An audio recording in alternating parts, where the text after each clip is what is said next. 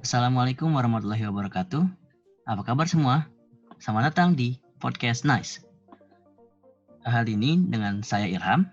Saya Fani. Saya Salsa. Saya Anis. Dan saya Elis. Nah, di tengah pandemi saat ini, kita harus tetap semangat ya, supaya daya tahan tubuh kita juga kuat.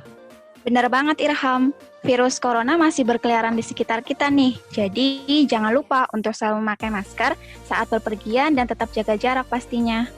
Nah, terkait virus corona ini, banyak sekali berita-berita yang memuat tentang berbagai informasi nih seputar COVID-19. Mulai dari siaran di televisi maupun berita yang beredar di media cetak. Tentunya hal ini dilakukan agar masyarakat bisa mengetahui perkembangan dari COVID-19 dan terus mematuhi anjuran yang diberikan oleh pemerintah. Betul banget tuh Sal, tapi nih ya, dari berita yang beredar, baik itu yang disiarkan melalui televisi dan yang beredar melalui media cetak, terkadang masih ada loh kata-kata dan kalimat yang disampaikan tidak sesuai dengan ejaan bahasa Indonesia. Nah, terkait dengan ejaan bahasa Indonesia yang baik dan benar, hari ini kita akan membahas mengenai kesalahan penggunaan bahasa di televisi dan di berita nih. Pas sekali ya, agar masyarakat juga bisa tahu nih dan terus membudayakan bahasa Indonesia sesuai dengan ejaannya. Selain itu, baik penyiar berita di televisi maupun pembuat naskah berita cetak harus bisa menggunakan ejaan bahasa Indonesia yang baik dan benar. Iya, betul banget. Karena kan sekarang media massa sebagai poros informasi kan di era modern ini, jadi memiliki peran yang sangat penting banget dalam membentuk sudut pandang khalayak terhadap sebuah peristiwa tentunya. Bahasa juga memiliki peran yang sangat penting untuk berkomunikasi dalam kehidupan sehari-hari. Selain itu, seseorang juga dapat menyatakan pendapat mereka nih dengan bahasa tersebut. Makanya bahasa Indonesia yang diharapkan yaitu sesuai dengan kaidah kebahasaan dalam rangka bahasa Indonesia bisa dipandang sebagai martabat sekaligus jati diri bangsa Indonesia sendiri. Nah, biasanya sebuah naskah yang baik adalah naskah yang mampu menyampaikan informasi secara utuh kepada pembacanya tanpa menimbulkan salah tafsir yang berlebih yang akan berakibat pada hal-hal yang tidak diinginkan. Namun pada kenyataannya, aplikasi kaidah kebahasaan itu sendiri belum bisa digunakan dengan baik nih dalam dunia tulisan. Masih banyak kekeliruan penulisan penggunaan ejaan dalam surat kabar. Iya, selain itu penggunaan kesalahan ejaan yang tidak tepat dapat mengakibatkan beberapa kesalahan loh. Kesalahan tersebut diantaranya kayak salah tafsir bagi pembacanya. Misalnya kurang tanda titik, kurang tanda koma, dan lain sebagainya. Jadi, tanda baca sangat penting nih dalam sebuah kalimat. Maka dari itu, tempatkanlah tanda baca yang tepat agar pembaca dan penulis mempunyai maksud yang sama. Ada beberapa penyebab nih kesalahan berbahasa bisa terpengaruh oleh bahasa yang lebih dahulu dikuasainya, adanya intervensi bahasa ibu atau bahasa pertama terhadap bahasa kedua yang sedang dipelajari sebelum belajar, atau bisa juga karena kekurangpahaman pemakai bahasa terhadap bahasa yang dipakainya. Bisa juga nih karena pengajaran bahasa yang kurang tepat atau kurang sempurna. Hal ini berkaitan dengan bahan yang diajarkan atau yang dilatih dan juga cara pelaksanaan dari pengajarannya. Nah, kesalahan berbahasa adalah sebuah kesalahan yang menyimpang dari norma dan kaidah tata bahasa baik lisan maupun tulisan dengan adanya faktor penentu dalam berkomunikasi. Iya, betul banget. Dan kesalahan berbahasa itu bukanlah hal yang wajar loh. Jika tulisan tersebut sudah dipublikasikan apalagi. Itu tuh menyangkut jati diri perusahaan atau penerbit yang menerbitkan tulisan tersebut. Jadi banyak deh nanti masalahnya. Nah, jika kalian tahu, di dalam ejaan bukan hanya tanda baca saja nih yang dibahas, tetapi penggunaan huruf juga dibahas. Menurut Kamus Besar Bahasa Indonesia atau yang kita kenal dengan singkatan KBBI, ejaan adalah kaidah cara menggambarkan bunyi-bunyi seperti kata, kalimat, dan sebagainya dalam bentuk tulisan, serta penggunaan tanda baca. Ngomong-ngomong surat kabar itu apa sih? Nah, surat kabar ini adalah media cetak atau bisa juga media online yang banyak diminati di kalangan masyarakat untuk memperoleh informasi. Makanya, bahasa yang digunakan dalam surat kabar itu harusnya menggunakan bahasa yang populer atau bahasa yang banyak dimengerti oleh kalangan masyarakat dan penggunaan kaidah bahasa Indonesia yang tepat agar tidak terjadi salah tafsir bagi pembacanya terhadap informasi tersebut. Nah, surat kabar cetak dan surat kabar online memiliki perbedaan nih, yaitu dari segi bahasanya. Jika surat kabar cetak, ujaran yang disampaikan narasumbernya menggunakan bahasa yang sudah diedit oleh penyunting. Sedangkan surat kabar online, ujaran narasumbernya masih menggunakan bahasa yang dipakai oleh narasumber itu sendiri. Mengapa demikian? Karena setiap penerbitan saling berlomba-lomba menerbitkan berita teraktual dan juga terupdate untuk memberikan informasi kepada masyarakat dengan tanpa mengedit bahasa yang diucapkan oleh narasumber. Nah, ada nih upaya yang kita gunakan untuk meminimalisasi kesalahan penggunaan ejaan, salah satunya dengan berlatih menyunting artikel di media online. Karena seorang penyunting pasti harus jeli dan cermat terhadap kesalahan yang ada. Harus berani juga untuk bertanggung jawab terhadap kesalahan yang telah diperbaiki. Selain itu, dalam penyuntingan juga tidak lepas dari keterampilan menyimak yang baik. Oleh karena itu, penyunting perlu memiliki kepekaan dan kritis dalam menangani sebuah bacaan. Nah, selain itu, memperhatikan ketentuan-ketentuan atau gaya selingkung pada masing-masing penerbitan, seorang penyunting juga harus memperhatikan kode etik penyuntingan naskah. Antara lain, penyunting naskah wajib mencari informasi mengenai penulis naskah sebelum menyunting naskah. Setelah memperhatikan kode etik penyuntingan juga harus memperhatikan terkait naskah yang akan disunting. Kenapa sih? Karena masing-masing naskah ini memiliki gaya penulisan maupun karakteristik yang beda-beda. Hal ini harus disesuaikan dengan tujuan dan sarana dari penulisan naskah tersebut. Ada nih contoh surat kabar yang bisa dijadikan acuan dan sudah dijadikan sebagai sampel dalam penelitian yang dilakukan oleh Nur Habibah dari Universitas 11 Maret Surakarta, yaitu surat kabar Merapi. Dalam surat kabar tersebut masih terdapat banyak kesalahan nih dalam penulisannya. Nah, penulisnya kurang memahami kaidah kebahasaan yang tepat dan kurang memperhatikan ejaannya. Berdasarkan data yang teliti pada surat kabar Merapi, terdapat beberapa kesalahan berbahasa tataran ejaan dan penulisan kata tidak baku. Kesalahan tersebut meliputi kesalahan penggunaan huruf miring, huruf kapital, penulisan bilangan, tanda koma, kata depan, tanda hubung, dan kata tidak baku. Beberapa kesalahan dalam surat kabar Merapi, seperti kesalahan tulisan huruf kapital, terdapat pada penulisan Bantul saat ini baru memiliki 10 early warning system atau alat sensor longsor. Pada kata early warning system, seharusnya menggunakan huruf kapital pada huruf depannya, karena penulisan nama singkatan dari EWS. Tetapi di dalam surat kabar Merapi, penulisannya masih menggunakan huruf kecil. Kemudian kesalahan penulisan selanjutnya terdapat pada huruf miring yang terdapat di kalimat tahun ini desa telah membuat satu sumur bor dengan bantuan Corporate Social Responsibility dari bank milik pemerintah daerah. Penulisan Corporate Social Responsibility ini seharusnya menggunakan huruf bercetak miring, tetapi di surat kabar Merapi tulisan tersebut tidak bercetak miring. Kesalahan lainnya yaitu penulisan bilangan pada kalimat jumlah tersebut tersebar di 15 desa yang berada di daerah perbukitan. Penulisan bilangan 15 seharusnya ditulis menggunakan huruf, yaitu 15, karena bilangan dalam teks yang dapat dinyatakan dengan satu atau dua kata ditulis dengan huruf, kecuali jika dipakai cara berurutan seperti dalam perincian. Selanjutnya, kesalahan penulisan pada tanda koma terdapat pada kalimat Kepala Badan Penanggulangan Bencana Daerah atau BPBD, Bantul, Dwi Daryanto mengakui bahwa alat deteksi dini bencana tanah longsor itu masih sangat kurang. Menurut Webinplat, tanda koma dipakai untuk mengapit keterangan tambahan atau keterangan aposisi. Keterangan aposisi merupakan ungkapan yang berfungsi menambah atau menjelaskan ungkapan sebelumnya dalam kalimat yang bersangkutan. Sesudah kata Dwi Daryanto seharusnya menggunakan tanda koma karena untuk mengapit nama dari BPBD tersebut. Jadi penulisan yang baik itu adalah Kepala Badan Penanggulangan Bencana Daerah BPBD Bantul, Dwi Daryanto, mengakui bahwa alat deteksi dini bencana tanah longsor itu masih sangat kurang. Dan yang terakhir, kesalahan penulisan kata yang tidak baku terdapat pada kalimat. Lebih lanjut, Ali mengatakan air dari tampungan masjid tersebut selain digunakan oleh warga sekitar, juga dipakai oleh jamaah. Kata jamaah, jika kita lihat di KBBI, bentuk bakunya adalah jemaah, sehingga seharusnya ditulis. Lebih lanjut, Ali mengatakan air dari tampungan masjid tersebut selain digunakan oleh warga sekitar juga dipakai oleh jemaah. Wah, ternyata cukup banyak juga ya kesalahan penggunaan bahasa yang ada pada berita. Tapi tidak hanya sampai di situ nih.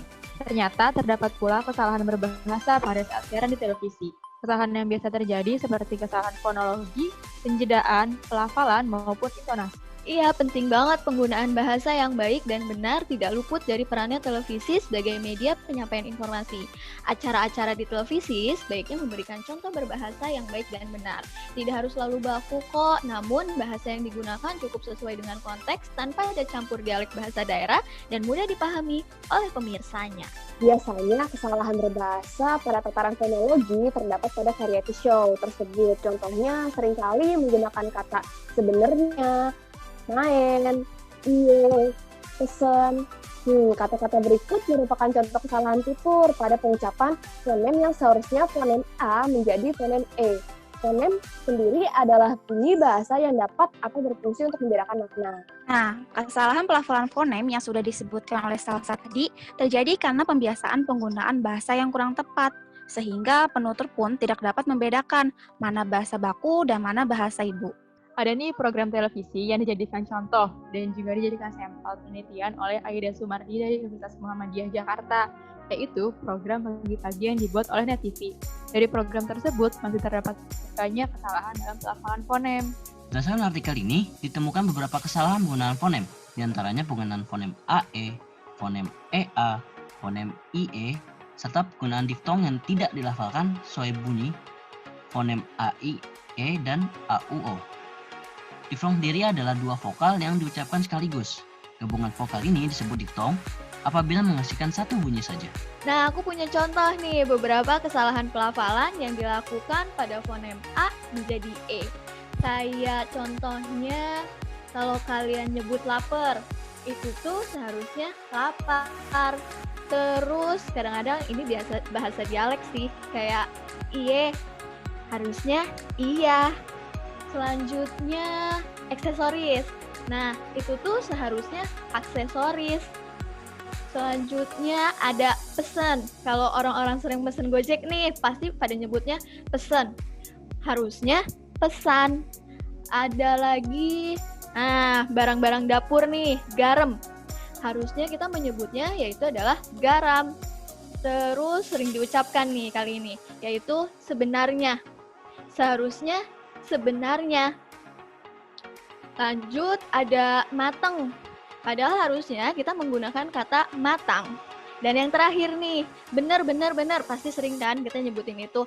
Aslinya pengucapannya atau penulisannya adalah benar.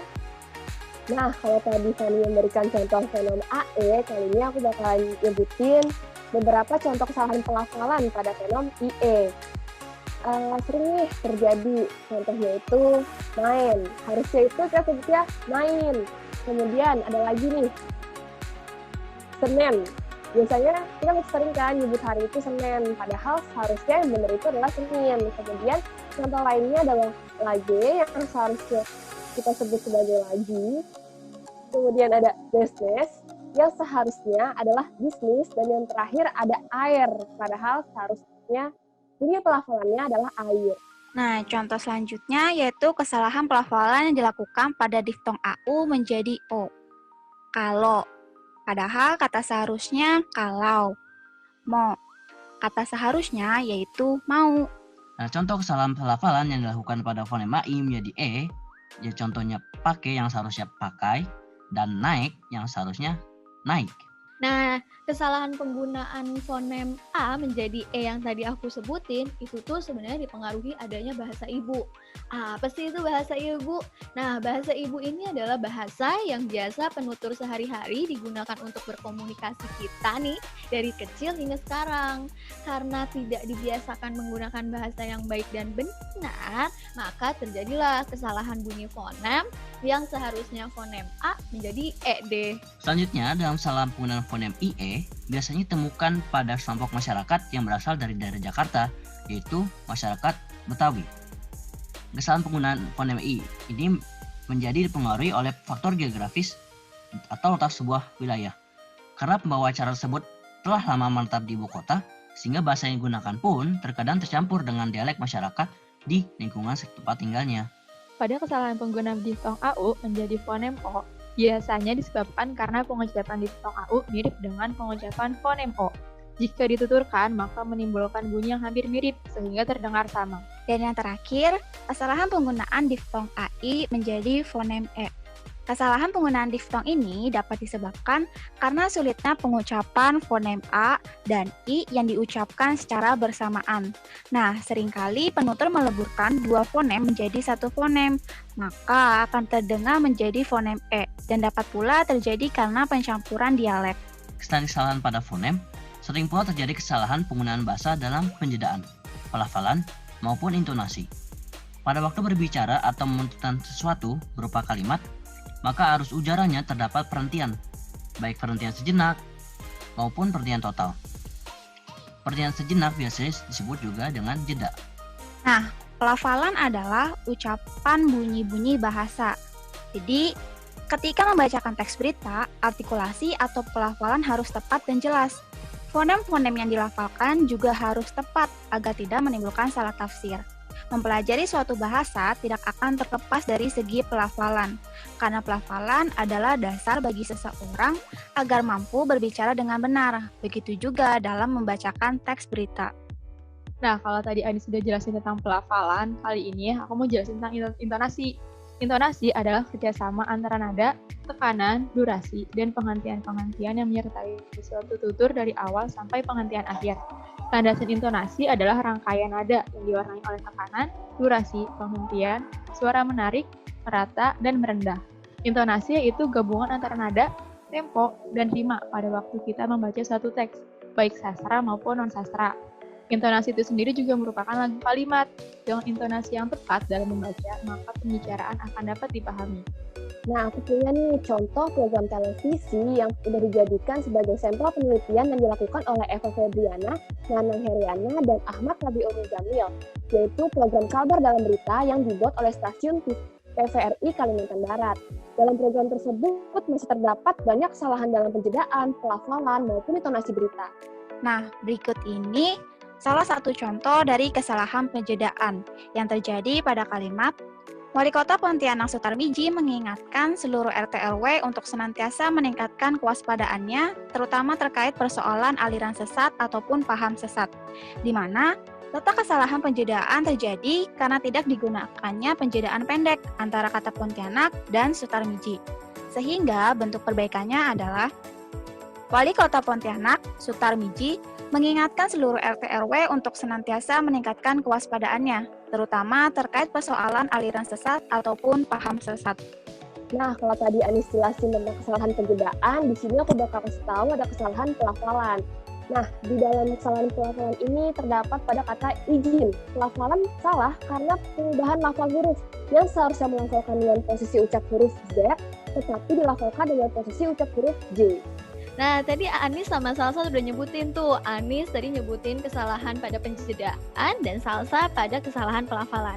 Pada kali ini aku mau nyebutin nih bagian contoh intonasi. Nah, pada saat itu pembaca berita melakukan kesalahan pada pengucapan kalimat "Terima kasih saudara, Anda masih bergabung dalam Kalbar Berita". Kalimat yang diungkapkan tersebut merupakan kalimat pernyataan deklaratif. Intonasi akhir dalam kalimat pernyataan harusnya menggunakan intonasi turun. Pembaca berita menggunakan intonasi yang naik, sehingga intonasi kalimat tersebut salah karena penggunaan intonasi naik itu hanya sebagai penanda intonasi pada kalimat pertanyaan atau interrogatif. Nah, di era modernisasi saat ini, berita merupakan suatu kebutuhan. Kegiatan membaca berita juga merupakan suatu hal yang dicermati halayak ramai, sehingga harus baik dan sesuai kaidah kebahasaan Indonesia. Nah, setelah semua yang tadi udah kita bahas, semoga kita semua semakin paham nih dan ngerti mengenai kaidah kebahasaan ya, terutama untuk pembacaan berita di televisi dan penulisan berita di media cetak maupun media online. Betul banget tuh Sal, agar masyarakat tidak salah dalam mengartikan informasi yang mereka dapatkan. Sepertinya pembahasan kita kali ini mengenai kesalahan penggunaan bahasa di TV dan di berita harus dicukupkan dahulu nih. Semoga bisa bermanfaat ya untuk kita semua. Mari lestarikan bahasa Indonesia dengan menggunakan kaidah pembahasan yang baik dan tentu benar.